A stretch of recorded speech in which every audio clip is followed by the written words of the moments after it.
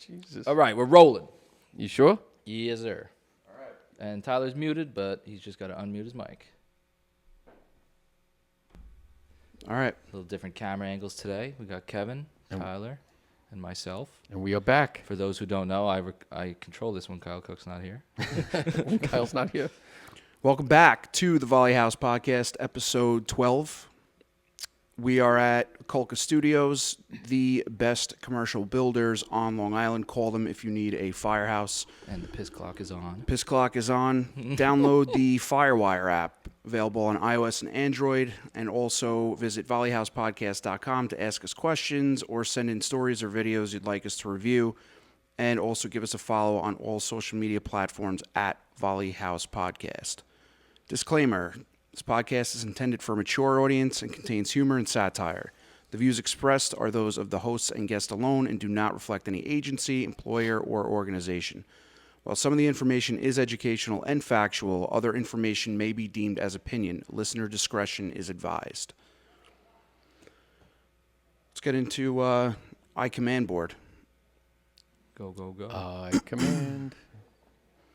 Every video we see from a career department incident shows an incident command board on scene. Yet in many NIOSH LODD reports, a recurring finding is the lack of proper incident command.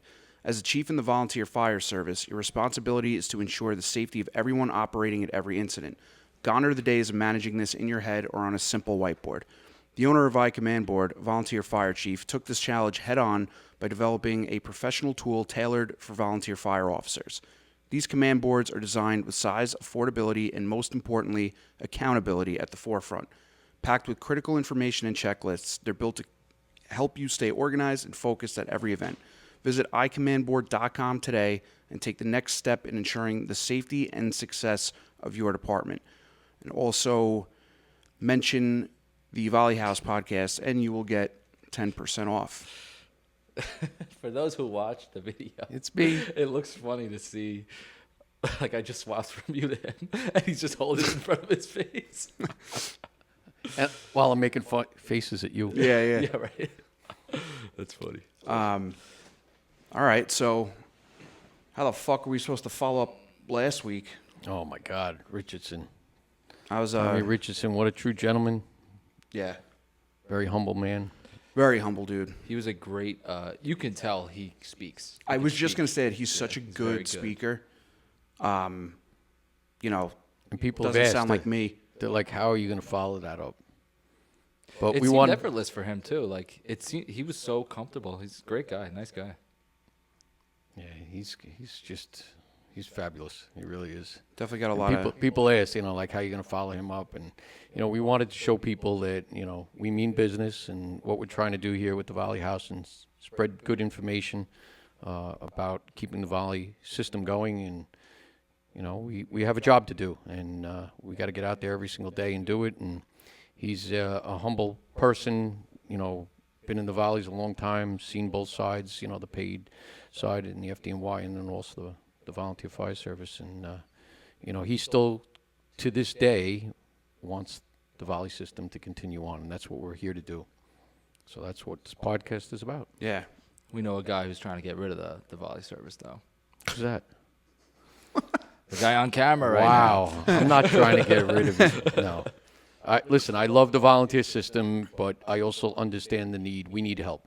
And, whether people want to say I'm trying to ruin it, I'm not trying to ruin it. I love being a volunteer, and, people say a lot of stuff, but, We just started getting our keyboard warriors coming out. Listen, I love not it. every department needs as much help as others, and my district is a very dense and populated district. We do a lot of alarms, and we need help during the day. And there's a lot of volunteer departments on Long Island that maybe they don't call them paid firefighters, but they have paid firefighters. They have maintenance personnel that respond on rigs every day, and technically those are paid responders or paid firefighters. Yeah. So, people can beat around the bush and say it's not here. It's all over Long Island, and I'm sure it's in countless other states across the country. And I don't see the problem with just calling them firefighters for what they do. Yeah. And people that ask me, they're like, well, you guys are your city firemen and this and that, all you care about is paid people. No, we care about a good, quick response to help people with their problems. that's what we care about. That's what we need here. And, you can slice it any way you want. What do firemen in New York City do? Yeah, they go to fires and emergencies every single day, but they clean the firehouses. They wax the floors. They clean the trucks. Everything maintenance people on Long Island do, we do it in New York City. Right. Well, I mean, we're still getting people writing to us. This episode that we're doing today is loaded with all submissions. So that's what the follow-up to that last episode is going to be, because people started tuning in, kind of getting an idea of what we talk about, and started sending in their own submissions for stuff for I saw us to some talk really about. good. Some guys sent in really good perspectives of the volley service. Did you see the one? I think it was maybe a YouTube comment. The guy was saying we kind of treat the Volly House like a part-time job, and I think I wrote this in our group Oh, chat. you told Yeah, you yeah, yeah. told us. He's like, we treat it like a part-time job, so why don't we just officially treat it like a part-time job and have shifts and crews and everything instead of trying to play the game? And some people do that. I mean, you look at a lot of these volunteer ambulance corps that are separate for the fire departments or districts or villages, whatever, they're on their own. They have scheduled shifts. And people put in, 4 hours, 6 hours, 8 hours, whatever it is, their scheduled shift, and they come in, they do it, and they leave. And it works. And it works. That's been And, like that forever with Yes. the volunteer ambulance corps. I said that even with my own department, I mean, personally, I think responding from home does not work anymore. It did back in the day. People closed up their stores. They went to the firehouse, went on a call. But, with the amount of traffic, especially Long Island, my district, it's very difficult sometimes to get to the firehouse. Oh, yeah. And then you get in the rig, and then it takes you that much longer to get to where you're going. So having people in the firehouse is the quickest response, in-house crews. So, You could also do both. Oh, yeah, we do both, Yeah. But I had mentioned a long time ago, I said, what if we just told all our new members that you have to schedule time? Every new I think person they'd you say bring in. sounds good. Right. So, think about this. So, let's just say, and, I threw this out there and it didn't happen, but I said, stop telling people they have to respond from home. Tell them you have to schedule X amount of hours, a week, a month, whatever it is, and that's what your quota is. And then see how that goes. But if you kept 10 people a year, in 5 years, that's 50 people that are scheduling shifts. In 10 years, that's 100 people scheduling shifts, if they all stay. So if you had 100 people each putting in 8 hours a week, you could probably cover your district if you had 8-hour shifts. Makes all the way sense. Yeah, work it around the clock in the right way.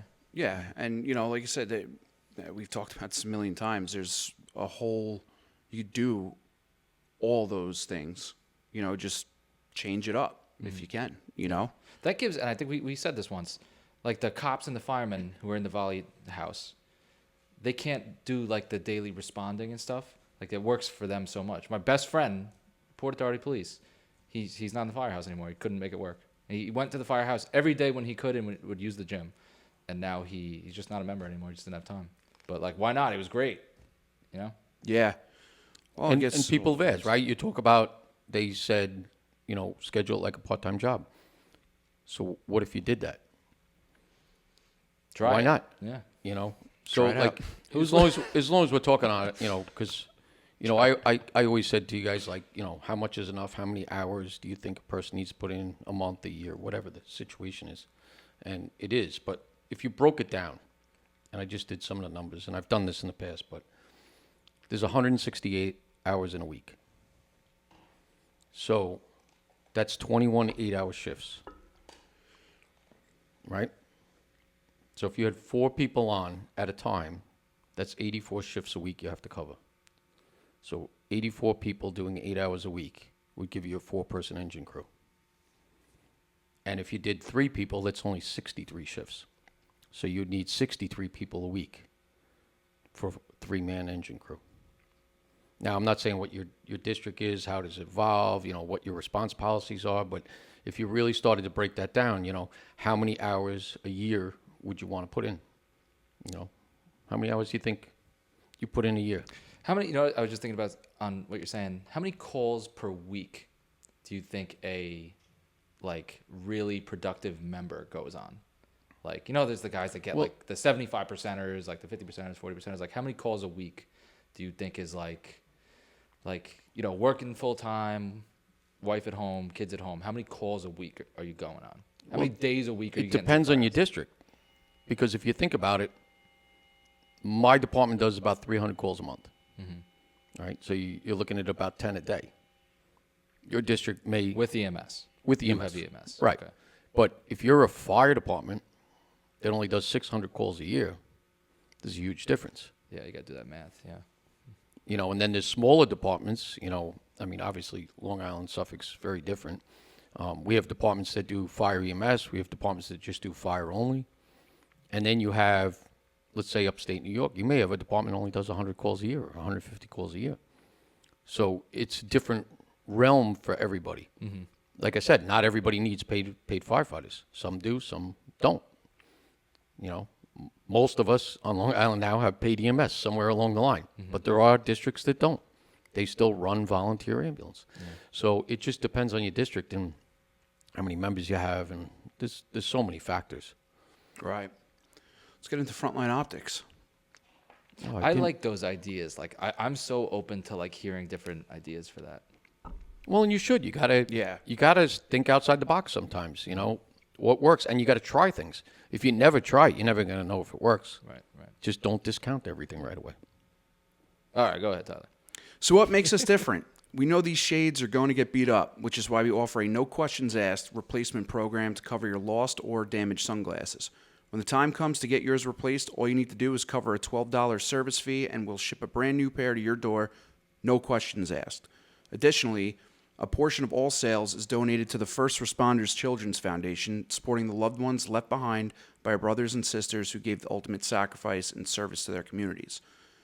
All of our glasses are polarized, and we offer free shipping and returns so you can try them out risk-free. Not enough? We have both Z87 and prescription styles available. Check us out at frontlineoptics.com or Instagram at frontlineoptics. Use discount code VHP15 for 15% off. All right. Suspended or not, these are all submissions. And believe it or not, the majority of them today are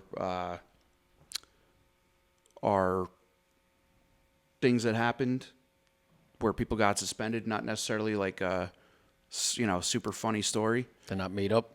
No. First one, while at a wedding, which was the same night of the installation dinner, about 10 to 15 members were at a wedding, including the whole office of one company. We did a fake swearing in to have fun since the incoming office was missing their installation. During the fake swearing in, we only wore our Class A hat. No uniform since some of the other members were in the bridal party. There was later a picture of most of the group giving the middle finger, just having fun immediately after the fake swearing in. Later that night, a person at the wedding that's not in the department posted the picture to their social media. The end result is the current incoming captain got relieved of his position and suspended just days before the 30th annual fundraiser. Membership was told that there was feelings hurt in the chief's office and it would look weak if they postponed the suspension or if they didn't suspend. So they were at a non-fire department function. Yep. A wedding. And then they just wore their hats. Yeah, and did like a fake swearing in.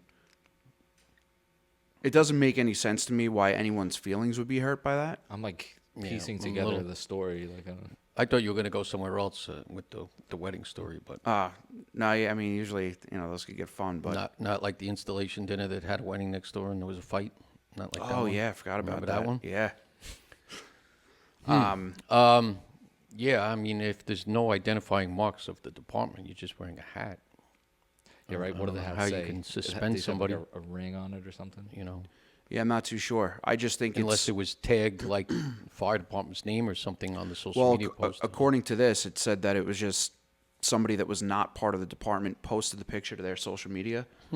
But the fact that a captain got relieved and suspended, and it was because the chief's office got their feelings hurt and thought that they would look weak if they didn't suspend them. That makes You know, zero sense to me. I don't like that. So the excuse, but- justification for the suspension was what exactly? That their feelings were hurt. Interesting one. Sounds like there's a lot of. There's a no-go with that one with me, but I don't know if there's other It wouldn't be. factors, but, if there's no identifying marks of the department, I mean, I understand that you understand who people are, and you're wearing a fire department item, so I can understand that part, but does it really deserve a suspension? I don't know. Yeah. Maybe a verbal warning. All right. That was a weird That's one. just, yeah. That is interesting. Well, it just happens sometimes. I mean, The next one, state convention in undisclosed upstate city. 4 Corona. members to a hotel room. While the crew is out for the night, one member's bed is covered in baby powder. He comes back and is understandably angry with the situation and throws the sheets out into the hallway. At some point overnight, hotel staff grabs the sheets and he ends up with a $75 cleaning fee at checkout. There's no damage to any other property and no threat of discipline or poor report from the company. That's I think just it's pretty funny. That's funny. I love these stories where there's just someone fucking with someone else, or Was there a suspension involved there? No, it doesn't So it's seem just, like yeah, I it was wouldn't just say one of there's a those. suspension. I mean, it's just a I I'd like be- this the funny funny story. shit. The funny stuff is Yeah, it's fantastic. funny. I love it. Like the freaking cars in the firehouses. Yeah, That yeah. shit's funny.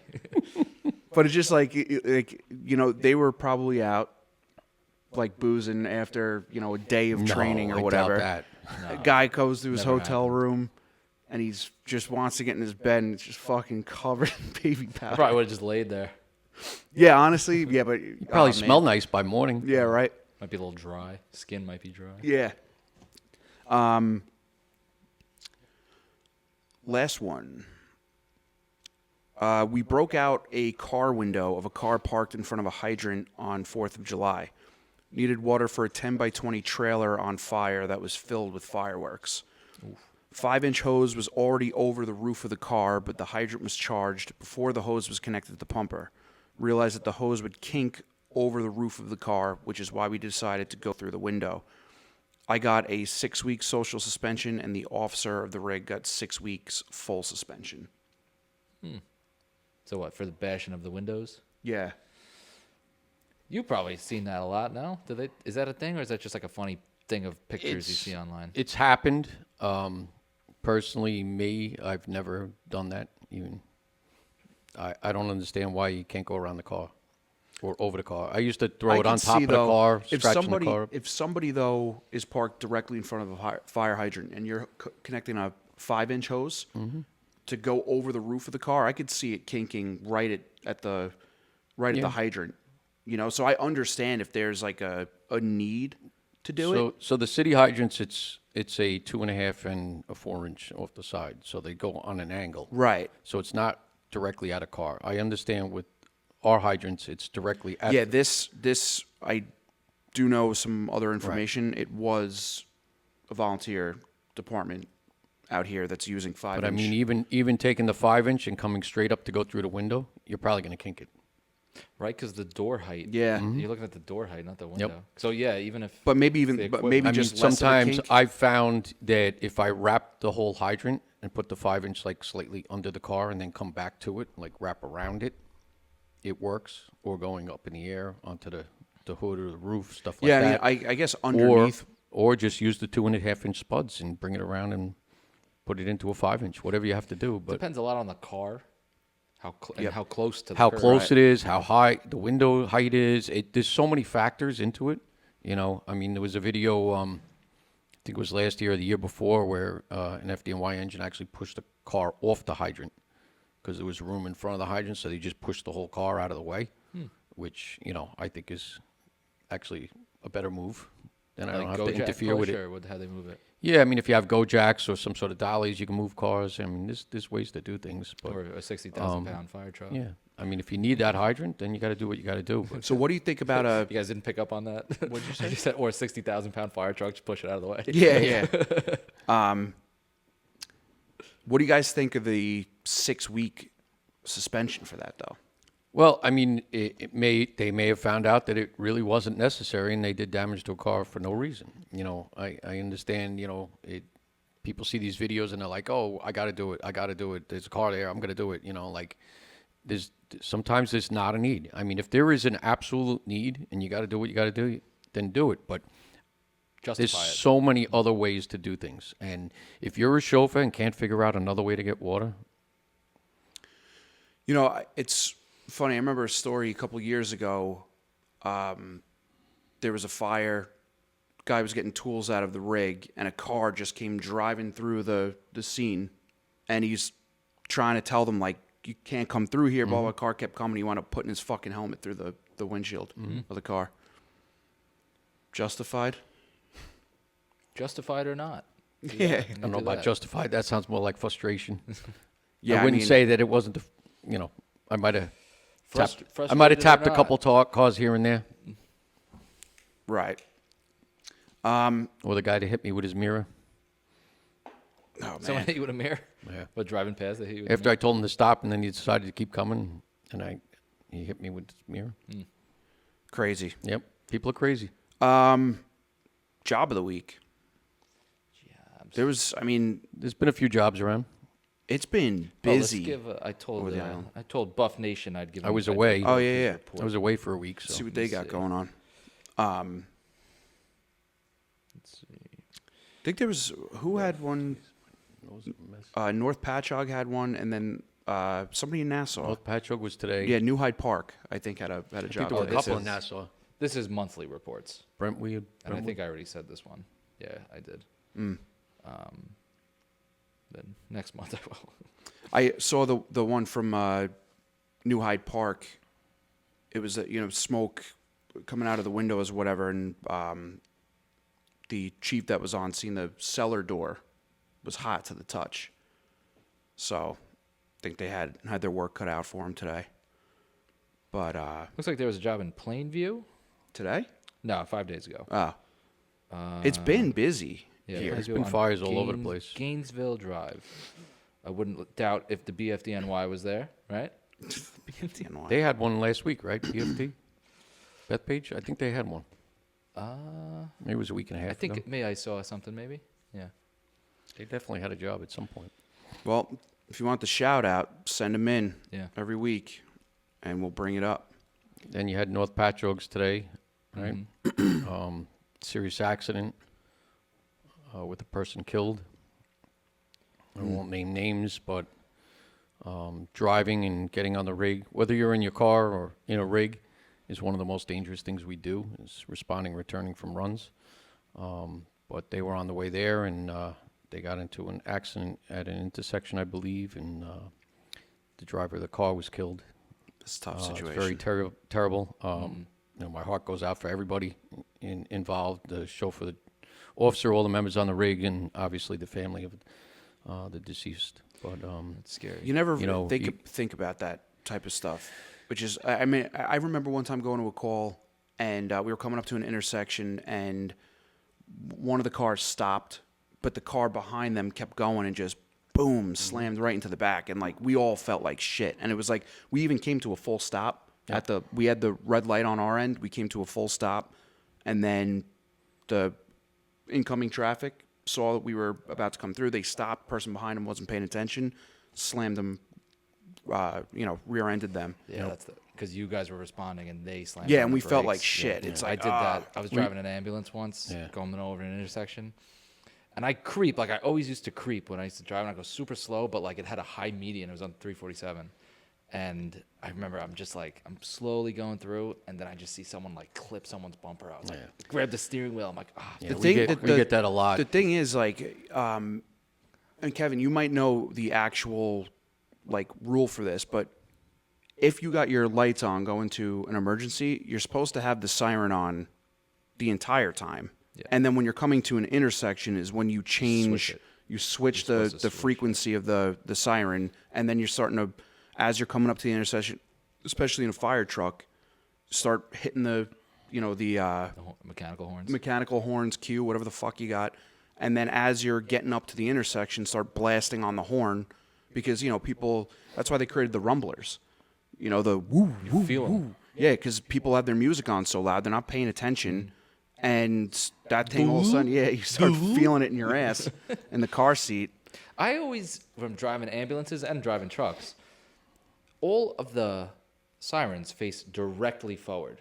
I always thought, like, why not give them a little bit, maybe not like a full 45, maybe even a full 45, like just outwards. So when you're approaching an intersection, because when you're approaching an intersection, they're driving this way.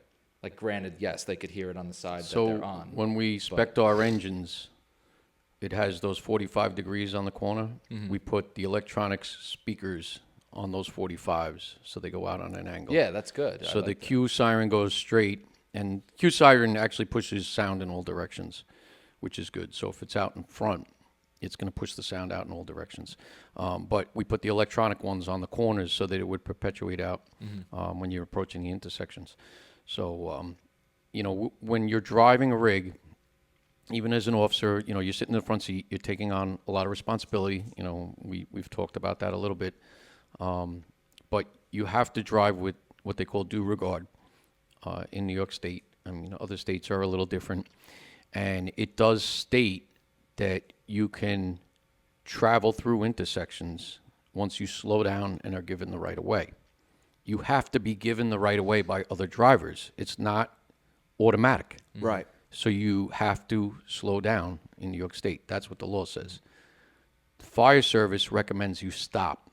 Not only stop at an intersection, but you should stop at every lane of travel.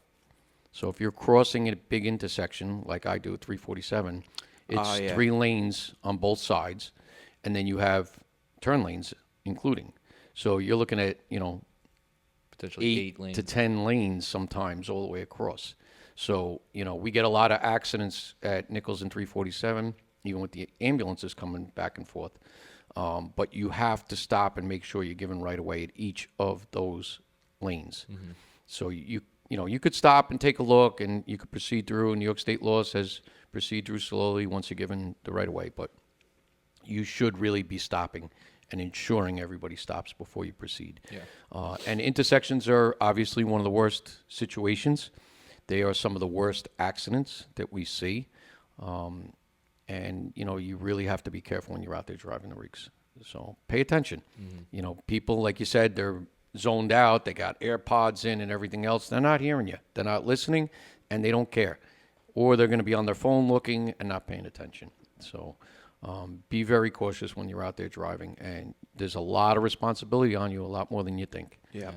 You know what's I always, not that I have trouble, but it's just something I'm always super careful with is, you don't go under, do you have any underpasses? Probably not. You don't have the expressway. Well, from, Yeah. but Just the train tracks. parkways? yeah, going We go under the train tracks. or you go into the train. Yeah, so similar. If you're going under the train tracks, like for me, I'm going south and I got the service roads. I could see the westbound service road coming at me, but I can't see anything on the eastbound service road. Correct. So it's like always like that creeping up, and that's what happened. The similar situations where people see you last minute, slam on the brakes, and then the guys behind them go and slam into them.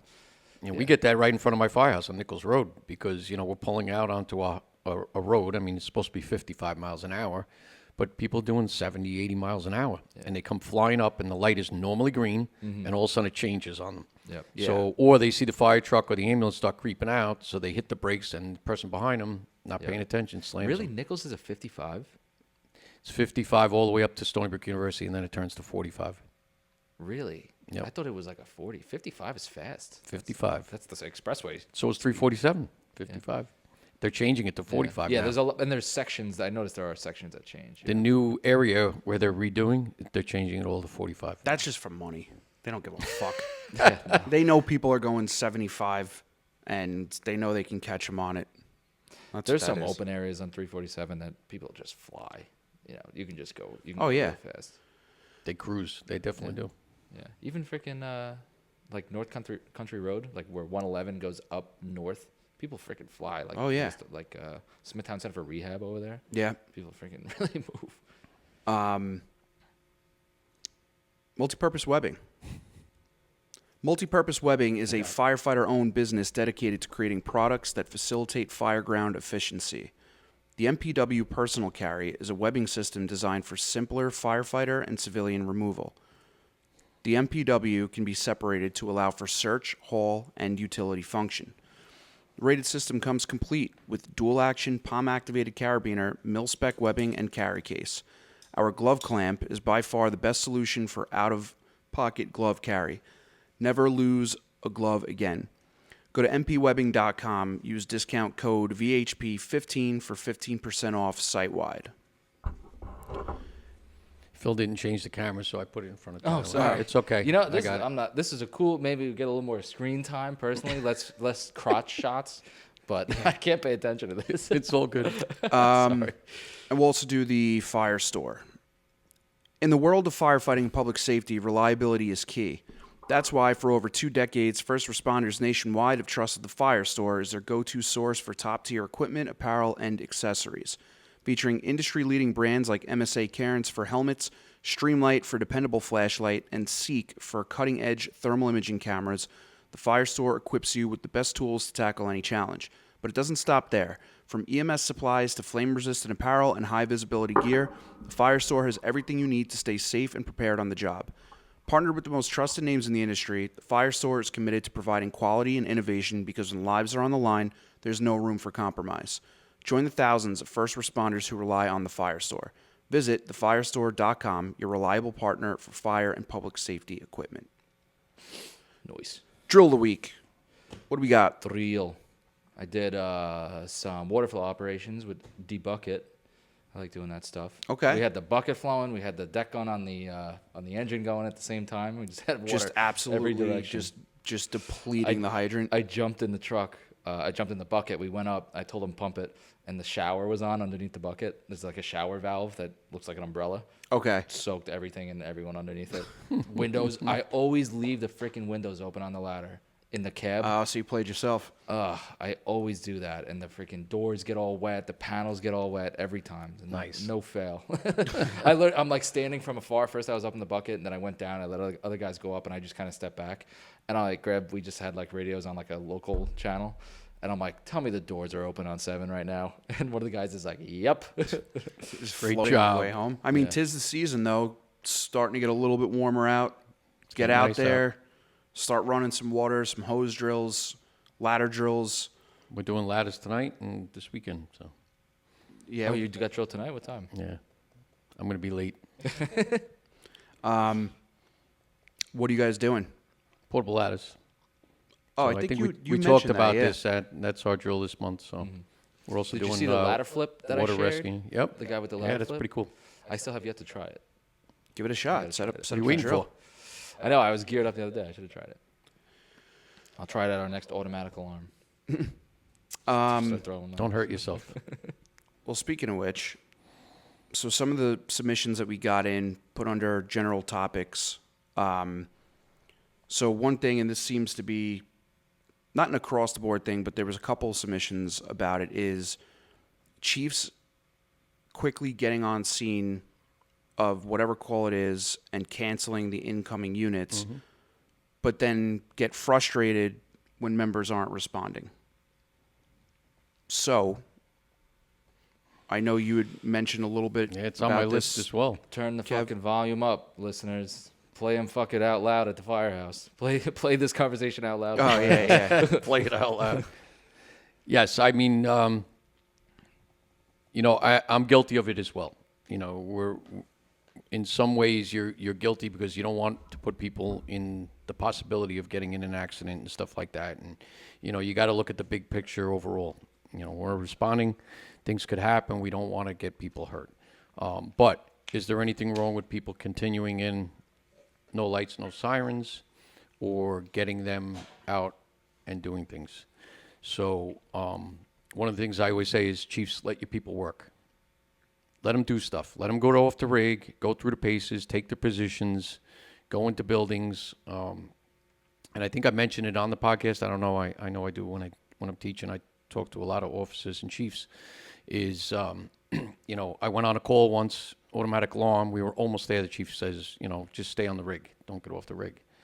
So we stayed on the rig, and then he said, 525, you guys all go back in service. So I'm like, all right, guys, park the rig. Let's go inside. I want to show you something, And it was a building I used to work in. It had a basement, weird entrance, plus the back. I might have mentioned this. I don't even remember. And the chief goes, what are you doing?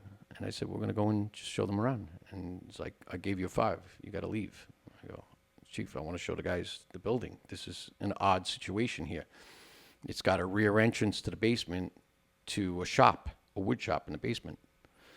So he got all mad at me. He's like, I'm ordering you to leave. Oh my God. Yeah. So I was like, okay, everybody back on the rig. We got on the rig. We drove around the building, came back the other side. The chief left. We pulled up in front. We went right back in. But yeah, it's a weird building. So years ago I worked in Genevieve's Drugs. It was a drugstore. So it has a basement below it, and then in the back there's another staircase that goes down underneath the store next door to it, and that's where the super had his workshop and all his stuff. But the only way to get in there is from the rear and down that staircase. There's no other entrance. So you could pull up at 2 a.m, have a smoke condition in multiple stores, and it's a fire in the basement that you don't know where it is. So it's important for somebody to do that 360, an OV or somebody, and take a look around, see what's going on. You don't want to be walking in above a fire that's been burning a long time, especially if you don't know where it is. So I showed them the access. I showed them some of the stuff about the building, and we went on our way. But chiefs have to let your people to work. If we always turn them around, they're never going to get any practice. And all of these runs, automatic alarm, CO, everything, they're all practice runs. Should be getting off the rig with proper tools. We should go through our paces, show people things, even the younger members that don't know the buildings, and say, hey, this is what we should be doing. When I was chief the first time around, I believe it was the first time around, there were times where the FDNY did it for a little while, and I thought it was a good thing, and some of the members got mad, but I would occasionally have them stretch a dry line to the front door. Like, just stretch a line, or go through a ladder up, check the roof, just for the heck of it, or the ladder truck pulls up, put the ladder up, get up on the roof, take a look around. Check it out. Look at it. Yeah. And, it just makes people go through the paces and actually get some practice in. Yeah, use every opportunity to turn it into a training. Absolutely. That's one of the two things that stick in my head, and for some reason every run is a practice run, has stuck in my head a lot lately. It's that, and I'd rather be looking at it than looking for it. Yeah. Those are two really good little slogans. Well, there was another part of that submission that came in about chiefs telling the guys what kind of tools to bring in. Yes. Now, I know, sometimes you could go to a call and what you're supposed to bring, but a chief's already on scene, realizes there might not be a need for all this equipment, so just bring in X, Y, and Z. I'm cool with that, but kind of to an extent. Yeah, but what you were just saying, chiefs, let your members do the job. Yep. I think that there's some. Well, we have to trust and rely on our membership, and what chiefs have to realize, and Chief Richardson mentioned this. We're all just firefighters. Down the line, we're all firefighters, and you get to a point where you're chief, you learned a lot of stuff, or maybe you have some knowledge, and the only way the younger generation is going to get better is by making decisions. And sometimes you have to let your people make certain decisions. Now, on the other side of it, like my department, we have riding positions. You sit in a seat, that's your riding position, and you have certain tools you're supposed to grab with you. You're the OV, you grab the New York roof hook and a Halligan, and you may need a forcible entry saw, you may need a bolt cutter, you may need something else, but your general tools are basically that Halligan and that New York roof hook. So, same thing with the roof. Sometimes you need the saw, sometimes you don't. Sometimes you need a life-saving rope, sometimes you don't. It depends on the type of building. But you have to let people start learning, because one day, chief's not going to be there. Or the officer's not going to be there. And if people are so used to getting told what to do, they're not going to know what to do when the time comes. So prepare your people early. Let them practice. Let them make tool selections properly. I mean, if they're not taking the proper tools, that's a different story. Then you got to work on training. But we have to let our people work, because someday they may be the person in charge. So we can't always tell people what to do. You shouldn't always be, the chief shouldn't be there. I want the rig right there, or let the chauffeur make the decision where to park. And we really don't park, we position. We should always be positioning the rig. So every run, practice the way you're going to do it on game day. Big thing in my firehouse right now is there's a difference between a driver and a chauffeur. Absolutely. There are chauffeurs who can operate very well and proficiently and are very trained, and then there's people who can just drive fire trucks. And that is something huge that we're going through right now. And maybe I'm, being the captain, I'm kind of strict with it, and I think rightfully so. I think I can justify it, because I think if you're going to get behind the wheel of an 80,000-pound truck and fly down the road and expect to operate immediately without any help, because in truck company you kind of operate pretty independently, especially as a chauffeur. I think it's super, like, I don't know. I think there's a huge difference between just someone who can drive and someone who can operate. And that's why I was asking those questions earlier with, how long should you be driving? How long should you operate and until you become a And chauffeur? it's continual too. Some Yeah, it people, they doesn't get stop. qualified or certified, and they're like, "Oh, I don't have to do this anymore. I know Yeah. what I'm doing." It's once again, it's that skill. You got to have a skill level, and these are all perishable skills. If Right. you don't pump a rig on a regular basis, or you don't set up that ladder truck on a regular basis, you're going to be behind the eight ball when it's time. Even driving. Absolutely. If you don't drive the thing, like, there's been periods of time, like, I don't know, maybe when I was in college or something, where I didn't drive for a while, and then I get behind the wheel and I gotta, like, quadruple check the mirrors when I'm taking a tight turn. Yeah. And, the reps count. Like, they really count with that stuff. Well, the more you drive, you understand the dimensions of your rig and what it can and cannot do, and that's part of the game. I don't want to say it's a game, but it is a game. And professionalism. We practice for the big game. Yep. And when you're out there and driving that rig, it's another practice run. Every single time, practice it. Get down the feeling of the rig. The more you drive it, the more you operate it, the better you're going to get at it. Yep. And you see it, and I saw it when I drove in New York City. When I first started driving, I was already a chauffeur from the Volleys, but driving on the city streets was different. Oh, yeah. And the way you take turns is different because, if you got cars parked on the corners and stuff like that. So, and we had blocks that literally inches on the side of the rig to get through. And if there's a snowstorm, 10 times worse. And you start to get proficient when you drive it, a couple times a week for a whole tour, 24 hours, like, you know exactly. You don't even have to look at the mirror sometimes. Yeah. You know exactly what the rig's going to do. Yeah. So it's practice, and if you're not doing it, you're not going to be any good at it. It's funny you mentioned that because when I transferred departments, I was a chauffeur for my last department, and then I was driving down Main Street when they were doing construction, Yeah. and it was tight. And then just the turns, any turn that you make off Main Street is a tight turn. Going up like these little, like almost like alleyway blocks. Yeah. Take the turn wider and Yeah, Main and then Street. even like when you're coming back to headquarters, going down Main Street, and you gotta when you have to make the right turn to get to the block the firehouse is on, you have to take the entire street to make that turn. And then there's people in the turning lane that are parked way too, Yep, or they're yep. stopped way too far up, and like you got to sit there, wait for them to back it up. absolutely. It's What's the turn? Main Street, and there's a CVS on the corner. Main Street, and it's not Elm. It's Maple. Maple. That's Is it Maple. Maple, yeah. When you're going up Maple towards Main Street, you gotta make that left. The Going left. I'm north. talking Oh, yeah. about? Yep. That's Making a the left. tough turn. That is a and tough if you're turn. making the right from Main Street going east to make the right, that's a really tough. Yeah, turn. a lot of tight turns there. But that gets into knowing your rig. What's your turning radius, and That's what we do, like, and I'm sure you guys do this in your departments too, but when training a new chauffeur, we start out usually in the train station parking lot. There's not too many cars in there or whatever. We set up the cones, have them get a feel for it. And as dumb as it sounds, I used to tell the guys, like, when you're driving fire truck, drive it like you're driving a car.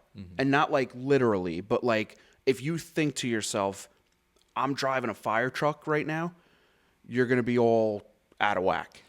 And I see your head's tilting. What I'm saying is, don't psych yourself out at the fact that you're driving a fire truck. Just know the dimensions of it, know your district, and the turns that you have to make, know how the truck feels. Once you're comfortable with that and you get qualified as a chauffeur, just drive it like you would drive anything else with just those extra things. I have a picture. I wish I could share it on the screen. But there's a building on Motor Parkway that we always go in the back, and you got to do it on the weekends because obviously it's a business. There's a lot of people there. Big commercial building. There's a big long parking lot with trees planted perfectly in the middle, and it's a long slalom. There's like 10 trees. So all the new chauffeurs, if they don't want to, before you drive on the street, some guys want to go in the parking lot. We make them go there, and you do it forwards, and then you do it backwards. Yeah. And it is the best. It's like a cone thing. class. Yeah. Oh, it's excellent. It's the best. And they actually, we beat the shit out of all the trees. I think they cut all the trees down because all the leaves were falling off. God. Because the ladder trucks are just ripping everything off. But there is, and Chief Richardson mentioned it last podcast, but about complacency. You have that issue too. Some guys get too comfortable with the rig, and like even a couple years back, we had a guy came pulling to the back of the firehouse, to loop around, and just slams the belly compartment right on the high curb. Yeah. And it's like, dude, how many fucking times have you done this? And now you just like, that's where it is. Like, you got too complacent. I stopped looking at the curb. I look at the curb in front of me and get close to it. Yeah. So because then I don't even have to worry about the curb. Yeah. behind That me. gets back into knowing the rig. Yeah. Like when you're backing in the firehouse, there's certain spots where you line up, you're going to get it in the firehouse. And that comes and evolves with time and understanding and practice the rig. When you talk about car, part of the problem I think we have is that people think it's a car. And it's not. Yeah, you do get that as well. It does not stop the same way. It does not handle the same way. It's like going from even if you took a Honda Civic going to a Tahoe. A Tahoe handles differently and will roll over quicker and easier. So, that complacency, yeah, I understand it. But on the other side of it, you don't want to think it's a car. And I part of the problem I think people have is they jump out of their Honda Civic or their little car, and then they jump in a 66,000-pound truck, and they think it's going to do the same thing, and it's not. And these rigs now drive so much nicer and smoother. If you drove some of the old rigs that we drove, I mean, they bounced around, the steering wheel rattled, it was flat as, now it's like these people put the seats back like they're in a Honda, like doing this. I get in the rig, I'm like, what the heck? I got to put the seat back up straight. I cannot drive a rig like that. So You get the ladder sway. Like what's that? The ladder. What type of ladder? ladder do you guys truck? have? Yeah, it sways. Yeah. Like when you're going on the expressway and you get like the. Yeah, it gets the back end sways a little. Yeah, It's like driving an engine around with a fucking half tank of water. Yeah, and it sloshes. Yeah. So it's about understanding the vehicle and what it actually can and cannot do, and you need to know that. You need to know what the rig can do, but you got to practice, and it takes time to understand that. Reps. So another submission we got is, and I just worded it as, how do you rebuild a broken department or a company? And it's partially the submission that we got was, you got members that are only coming down for the perks, and you got the 20-year guys not wanting to do their part anymore. So how do you fix that, whether it's a company issue or a department issue? And this kind of happened to me, where I became an officer of a company, and they were like, we gotta make this company better. And my first thought was, I can't teach old dogs new tricks. So the people that are already in the company, I'm not going to come in and start, pointing fingers and saying that, we have to start doing this and that, because that's how you piss guys off. So like my whole thing with that is, new guys coming in, train them to be firefighters. Worry about the new guys, but then also the 20-year guy that doesn't want to, do his part, that, wasn't an officer or anything like that.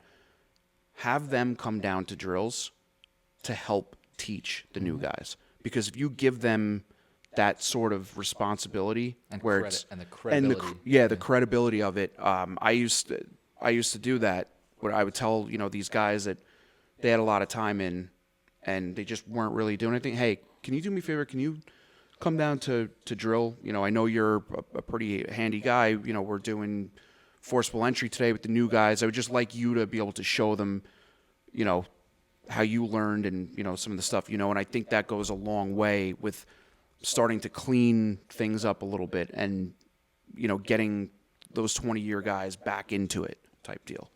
What do you guys think? There's no quick and easy answer.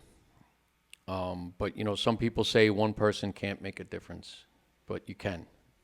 And it comes back to trying to evolve and make that culture better. And it can be done, and it will be a slow process. But you cannot be afraid to step up and build your own culture. And I'm not saying exclude people or anything else, and I think reaching out to senior members and having them help is a good way. The phone is your friend. I learned this long ago. Don't be afraid to pick up the phone and talk to somebody, ask them questions, or invite them, or have them try to do. When we talk about the toxic people and the toxic leadership, that is always going to be a major downfall, and you have to try to overcome that as best you can. So, what can you do? All right, lead by example. You don't have to have a title to be a leader in fire service. You don't. You could be the backseat guy. You could be an ex-chief, ex-captain. You could be a probie. Show initiative and do things. And like you said, training is a big deal. I think better training and getting people involved in training, and especially hands-on type of training, makes people want to do. Like we said in the past, we were made to work. We were made to do things, and we want to do things, and we want to learn things. So if you can mold people into that drive of trying to learn and pick up things, you're going to do. So, for example, like I tell people all the time, do not walk past problems that you can handle. If you see something messed up, garbage on the floor, pick it up. Show people that you're doing it too and you're willing to do it. Some of our senior guys still go around and pick up garbage. When people are eating their dinner at department dinners and stuff, they'll pick garbage and they'll start doing that. And then you go up to them and you say, give me that. I'll take that out of your hands, But you got to show the younger members how to respond to that and how to take over for these older people. But don't be afraid to do things. But it's small steps, and getting people on your side, getting people to work with you, that's how you start to build that culture. Mm-hmm. Right. All right. The toxic people, you're not going to stop toxic people. You're just not. Unless you can get them involved in what you're doing and say, hey, I need you for this or whatever, and get them involved. That's the only way you're going to do it. Get them out. Or get them out. Yeah. Right. I mean, that's the thing. Like the Unfortunately. the members that I spoke to. Unfortunately, especially in a volley setting. Absolutely. Because you don't want to get them out. Yeah. I mean, so those guys, I would usually, the toxic people, depending on what they did, like, if I had a member or, a probie come up to me and say, hey, what the fuck is this guy's deal? Like he had my ear, going off about whatever. Usually I would pull those guys aside and be like, hey, like, I get there's issues going on. I get you have an opinion about stuff, but like, don't corner the new guy or, whoever and start spewing that onto them. Like, it's just not good, and, try to get friendly with those guys. Mm-hmm. And friendly to the point where they wouldn't want to disrespect you in any way, so that when you have that conversation with them that, hey, can you not do this? It makes me look bad. Maybe they'll have more of an inkling to stop doing bad stuff like that because they have respect for you personally and don't want to put you in a bad position. Mm-hmm. I feel like a lot of that stuff is contagious too. Yes. I noticed one time one of the newer young guys in the group chat, the other stations are getting new trucks. They're getting new Quints. And, there's always like the back and forth with this station's better. I'm better at this. This guy's get out, all that stuff. But one of the new guys wrote something in the chat and he said, I don't know what he responded to, but he wrote something like, oh, just wait till they get their trucks and their heads are going to blow up. Like something along those lines. And I'm like, dude, I wanted to be like, why are you even thinking about that? Like, you're so new. You don't even know anything. You can't concern yourself with that. I know. And I didn't say anything to him because I didn't want to like reprimand him after that. I'm not like a reprimanding type of guy, but I wanted to be like, yo, what? Like, don't worry about that. Like, that's got nothing to do with you. Like, do your own thing, be with us, and just, you got so much to learn. You shouldn't be worried about that. Like, yeah, I mean, that's what. But you know what? It's not him.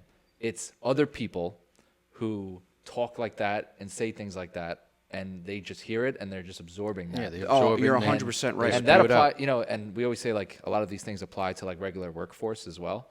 And like I feel like that's why toxic work environments exist. Yeah. One guy is an asshole, so then everyone talks shit, and then it's like cancer. It's just like, it just goes around.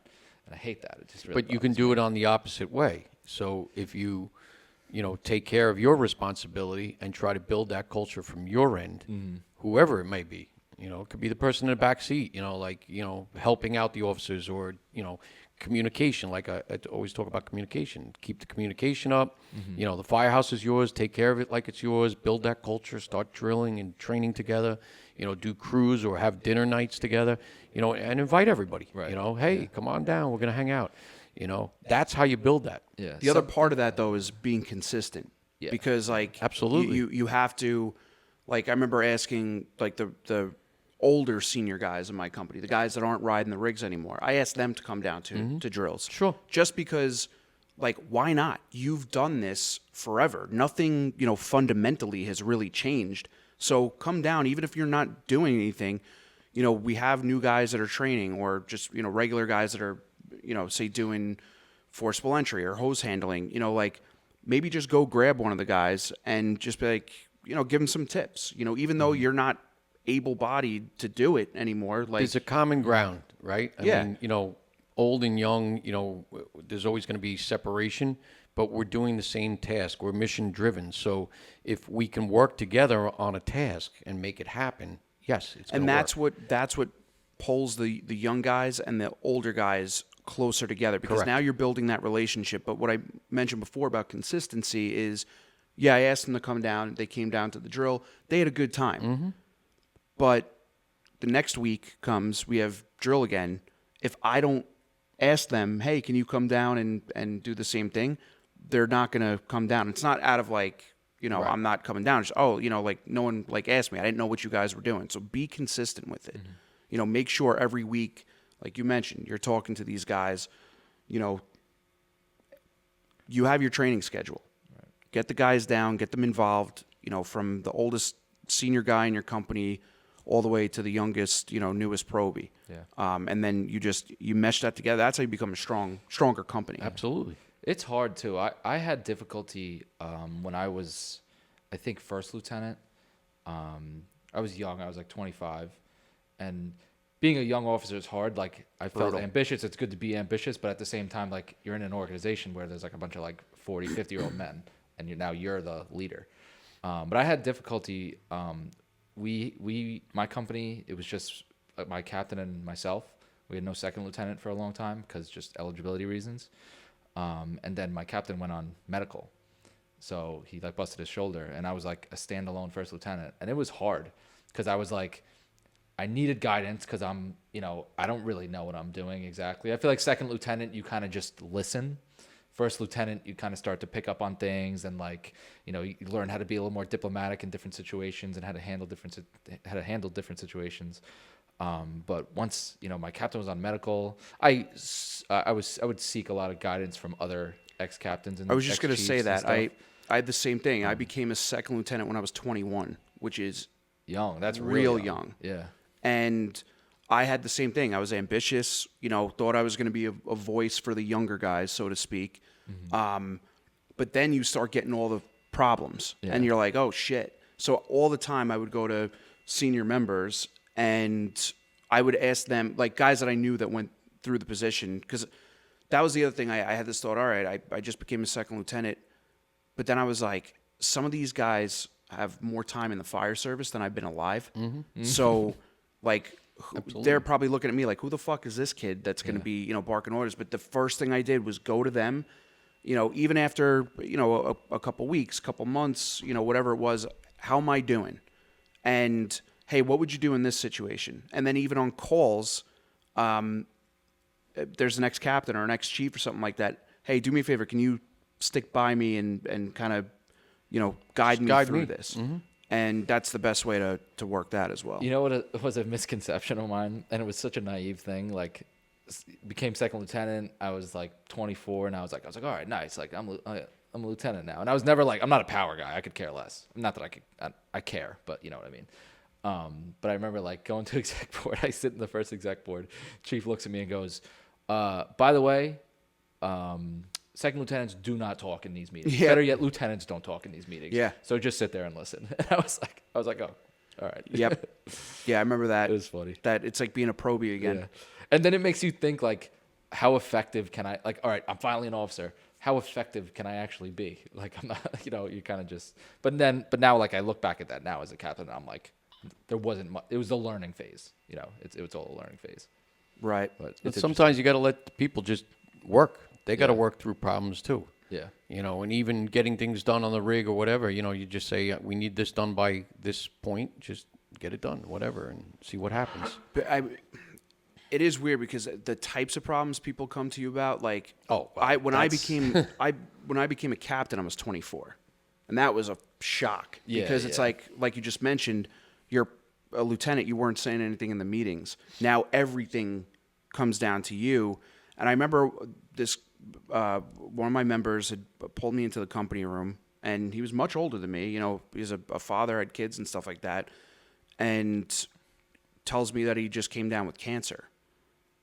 And I'm 24 years old, going out getting crazy with my friends and stuff like Oh, that. yeah, when's your birthday? Yeah, and I was like, that was like almost a reset for me, because I'm like, all right, these guys are coming to me, some of them with personal issues. Yep. How do I handle 'Cause personal you're issues? now a counselor. As an officer, you're a little of everything. Right. People come to you with their problems. They want to let you know, if things are going wrong or they're not around, this is what's going on. And people talk to you. They ask you your opinion, and even though it's just an elected position or whatever, you're still that voice of reason to a lot of people. So, you got to take it in stride and hopefully give some good advice if you can, or lead them in the right direction, or let the other officers know. And you say, hey, listen, Phil's got an issue, for the next couple months. He might not be around much, but at least we all know. And then you check up on these people. Yeah. And, I think phone calls go a long way. Whether a person's sick or something's going on in their life, like, just pick up the phone. I did it when I worked in the city all the time. Guy went on medical leave. It's like, oh, like, what happened to him? Oh, check in. Hey, everything all right? Do you need anything? And it's the same thing with your members in the volunteer service. You don't see somebody around, pick up the phone. Just be like, hey, is everything all right? I haven't seen you in a while, Just make sure people are good. Check up on people. Like you said, you need them for training. Call out, reach out, say, hey, I need a hand. Can you give me a hand tomorrow? Whatever. But we're here for each other, and we have to be able to do that. The firehouse is an interesting place, the volunteer firehouse, and maybe even career, because your neighbors and people that surround you that you would have never known anything about, like, you over time know everything about them. Correct. And the firehouse is a very, and correct me if I use the wrong word, but it can be a vulnerable place because it's very personal to a lot of people. So, like, people get very, I have, I don't know, in a crazy way, but, like, I have an attachment to my firehouse. Like, the last 10 years, and it's very transitional from 17 or 18 years old to 28 years old. That's a very transitional period in your life. Yeah, absolutely. And the firehouse had a lot to do with that. Wait till you get into your 50s like me. Going through a midlife crisis. Well, I mean, you look at it, Chief Richardson said, like, he got involved because of his dad. I got involved because of my dad. It's all I ever know. Yeah. Like, even for me transitioning from, being a junior into a member of the department, and you'd be like, oh, hi, Mr. Siegel. Hi, Mr. Hart. Hi. And they're like, oh, call me Bill. And you're like, what? I've never called you Bill in my life, or Tom, or whatever. Right. But now you're like one of them. So when you go through your life, you go through a bunch of changes as it is. And then, with the firehouse, it's even more severe because, these are people, like you said, in your community, people you never would have known, or maybe you do know, and they're involved in baseball and, the Civic Association and everything else under the sun. And you see them going to the stores, and now you're working side by side with them. These are people sometimes you looked up to, or like I did. I was like, wow, that guy's amazing. Like, look at this Louis Andre's amazing fireman in New York City. Now I'm working side by side with him. Yeah. And you go through different stages in your life. And as you go through ranks, you go through stages. As you get older, you go through stages. And, like we were talking about, you guys are going to get married. You're going to eventually have kids. Like, I went through those stages of having no girlfriend to having, a girlfriend to a fiance Multiple to girlfriends. living with to being married.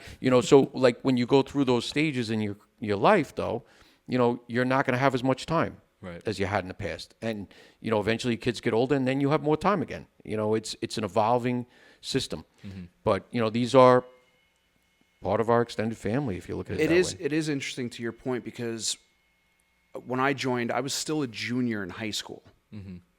So then I go through, it was like late, I think more toward like the end of the school year. And then I go to my senior year as a firefighter. And then you got like the prom and all that stuff. And then it's after school. And then all that from like, there's things that'll pop up on like, the Facebook memories or something like that. Like a picture of me at the And you're like, firehouse wow. from 10 years ago. And it's like, holy shit, Yep. man. Like Yeah. that was a whole different life for me. Yeah. You know? But at the same time there's that bond that you share with everyone, because you're going to those emergencies, somebody you can connect with on that level. I used to, come home from a bad accident or something like that. I couldn't go like talk to my parents about it. They'd be like, I fucking can't hear that. Yeah. I couldn't talk to. And there's no perspective for that. They Right. weren't And that's the there. thing. Like Yeah. you can go back and, like we all did, you come back from a rough call or something like that. You're going to sit and hang with the guys for a little bit, and everyone speaks out what they are feeling, what they experienced, and whatnot. So you develop that bond with them while also living your own personal life. Yeah. Yeah. So I totally resonate. We're going through something right now with a guy. He's an honorary member. He had some health issues. He had a stroke probably like 5 years ago, and it's so interesting to me. Like I didn't know him as well. He was a senior guy when I joined, and he had this medical issue, and he's been out, for 5 years. I only got 10 years, so half the time I've been there. And he's having, these health problems that turned into financial problems that turn into just like all these problems, and like we're trying to help him in every way we can. And it's like, it's so interesting that like I think we are his kind of lifeline, like and his family too. Like his family's very involved. His neighbors, other guys in the firehouse, like live on his block and stuff. And daily or weekly, they help him with stuff. And that's just, that's great. That's what we're here to do. Yeah. Yeah. That everyone's coming out for him. But, like you mentioned too, like some people, they have it's that firehouse bond. Yeah. Where they want to see their guys from the firehouse, and they're not doing well, or they don't have somebody, to talk to about that type of stuff that they really like, that makes them feel comfortable. Yeah. Do you guys feel this? Sometimes Sorry. you feel more comfortable around the people in the firehouse. It's just the way it is. Like, you can't go home and tell your family everything you do. Some people are a little different. My wife used to say, nothing bothers you. Like, you don't get, I'm like, well, I'm just doing this so long. Like, it just it gets to a point. But does it build up on you, too, and something happens and then it triggers something? We can get deep into mental health and stuff like that. But sometimes people just feel more comfortable because they see you and talk to you on a regular basis. You ever see there's some female comedian, she tells a story about like her husband who was a cop or something, and she's like, yeah, my husband comes home from work, whatever's going on. I think the story was like she was like pregnant, or about a story about someone who was pregnant. They're like driving to the hospital. Oh, that's the fireman's wife? Yeah, something like that. They're driving to the hospital. She's pregnant. She's like throwing up out the window, and the guy's like a cop or a fireman, and he's like, "You're good. Just get back in the car."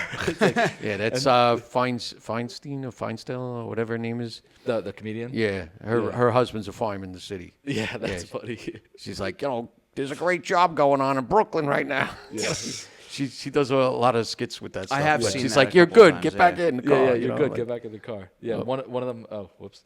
One of them was she's like talking about the fireman, and she's talking about how he's saying like they're talking about different areas in the city, and she's like, oh, they don't like when there's not, the firemen don't like when there's not fires, because it's like they don't go to work. Like he'll talk shit and be like, oh, that fucking house, like they don't fucking go to work. They don't do shit. Fuck that house.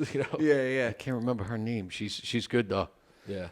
Yeah, I feel like I saw one of her videos. Yeah, she does a bunch recently. of different ones. Yeah. She's basically just like cops and firemen deal with real life problems. So like the freaking stupid shit is just like What's the other one whatever. she did? She's like, Vinny says it's legit. They didn't go to the moon. Like, she's funny. She's like, don't listen to anything Vinny says. He's a moron. It is funny though, some of the stuff that goes on. But Yeah, for the sure. firehouse is an interesting place, and it's true. Like some of the stuff she brings up, you're around these people. In a paid profession, firefighter, you're around these people more than you are with your family almost.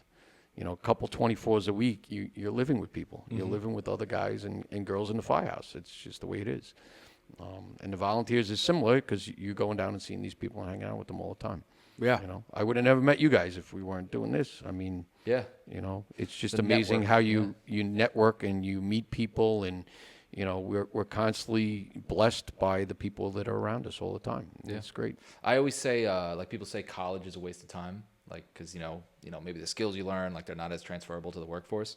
But one thing I agree to an extent. One thing I take from college is the network that I have. Like my first job was because I just knew a guy that I went to Right. school with. And, you know, because he knew a guy and like all these different things. So, and I think the Volly House is very similar because it's not only, you know, you meet, I mean, I guess it's nice to meet your neighbors, but like your neighbors could be in the same professions. They can help you in the police department, in the fire department, like all these different things. Yeah, I tell people that all the time. And, you know, the volunteer service has a great network. I mean, if you think about all the different people and personalities and things, and sometimes it's good, sometimes it's bad, but, you know, there's a lot of different professions within your own firehouse. You know, the guy that roofed my house was a fireman. The guy who framed my house was a fireman, you know, in different departments and stuff. But, you know, it's usually people we're going to associate with and have them help us with projects and stuff like I tell that, it to the new guys that join too. Like, you don't know what you want to do with your life, but you want to join the fire department. It's a good start right there Yeah. because now you're going to meet a ton of people, and you start having conversations with different people that are in different industries. One might intrigue you. Now that person has a ton of contacts in that industry Yep. to help you either get an internship or get you a job somewhere. So I don't know if I would have been a cop or a fireman if it wasn't for the volleys. yeah, that happens to a lot of Be people. honest, you know. I mean, I worked for a landscaper that was a member of my department, and I wound up with a landscaping business, you know. But, Right. you know, it just, you constantly working and doing things with people within the volunteer fire service. It's great. Yeah. I would have never met the chief of the New York City Fire Department. And he was sitting right here talking to us. Yeah. That's it. And, you know, the connections we have, especially, well, meeting you, honestly, was a big part of it. He just knows everybody. I have a but lot we of- have direct connections. I know a So, lot like, of people. like the fire academy has like, you know, they have kind of like a video setup now. Like maybe we go use that because you have connections there. And like we knew They actually asked if we wanted to use it and do a podcast. we should. Yeah. We should do one there. Yeah, we can give it a Do shot. Fire Academy. I always say we should do it inside the Class A with no lights and just like light a little fire. And Yeah, that'll- right. Little campfire. First one that leaves loses. We're going to do the pepper challenge. Yeah, in we'll the do the burn pepper building. pod live That'll be stream. cool though. Yeah. But there are a lot of different ideas and people out there. And like I said, you know, people listening to this podcast, and we're expanding, we're getting bigger, and, you know, we're going to have a guest on hopefully once a month now. And, Yeah. you know, we're going to meet a lot of interesting people. You know, there'll be a lot more connections, and, you know, even our viewers will be able to reach out and we can send them in the right direction. So it's great. Absolutely. So For sure. All right, cool. Think that's a that- wrap? I think that wraps it up. Yeah. awesome. I had a lot more stuff to talk about, but we'll have to do Save that it another for day. next one. Awesome. All right. Well, we'll catch you guys next week. Sounds good. We will not be doing these camera angles again because this is really annoying to do. Phil doesn't like the camera setup. Phil, All you right. did it. It was your Episode idea. 12. Roll it.